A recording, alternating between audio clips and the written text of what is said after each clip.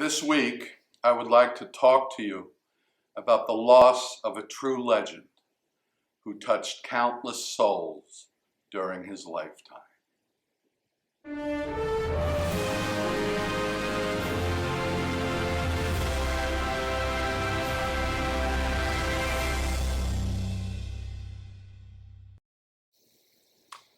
Shalom, my friends. Yes, the world recently suffered a terrible loss.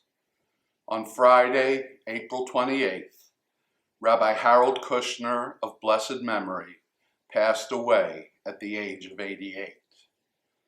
Although he was a rabbi, this was not just a loss to the Jewish community, nor even just to America, but to people the world over. Rabbi Kushner's books were translated into many languages, and they became bestsellers all over the world. Although he was the author of 14 books, the one that made him world famous was called When Bad Things Happen to Good People. Note the title carefully. It is when bad things happen to good people, not why. Rabbi Kushner wrote this book expecting it to be read by only a few people as part of dealing with his grief after the death of his young son, Aaron. Aaron was not thriving as a young child. Doctors were not sure why.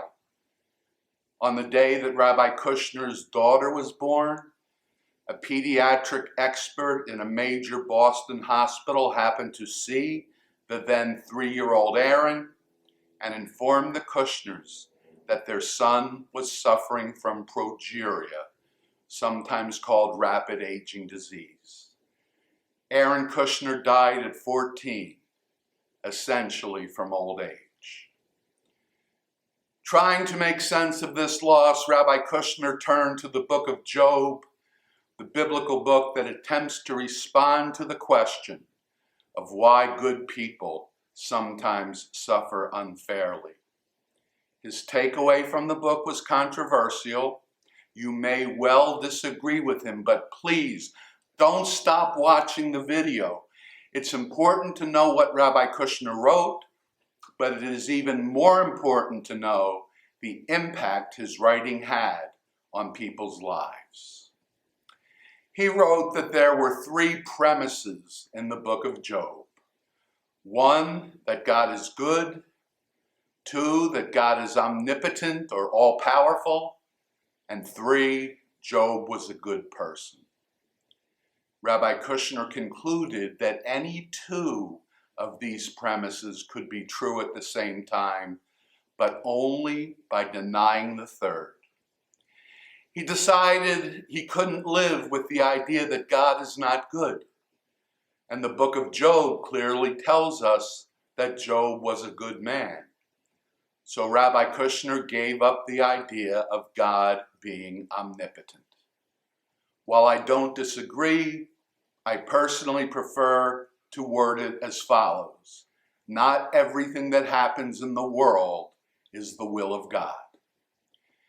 His theology certainly had its opponents and earned him some criticism, but he felt it was well worth it, and I agree. Because what Rabbi Kushner did was far more than create a theological construct.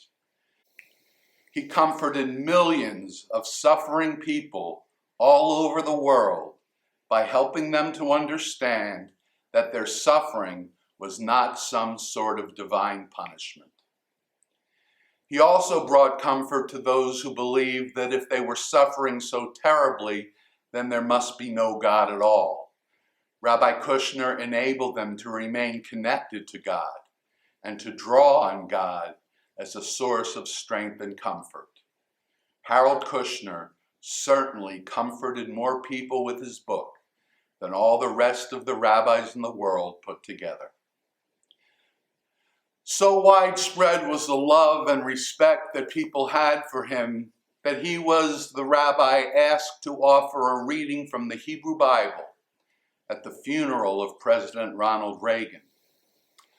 Over the years, I was blessed to form a friendship with Rabbi Kushner. I mourn his passing deeply. But he will be mourned by people all over the world, people who never met him, but who were touched by one or more of his 14 books. If you've not read any of them, I urge you to choose one, any one of them, and get acquainted with this extraordinary teacher and comforter.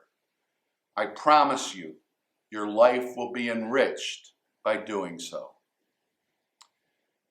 My friends, as always, there are ways you can support our YouTube channel.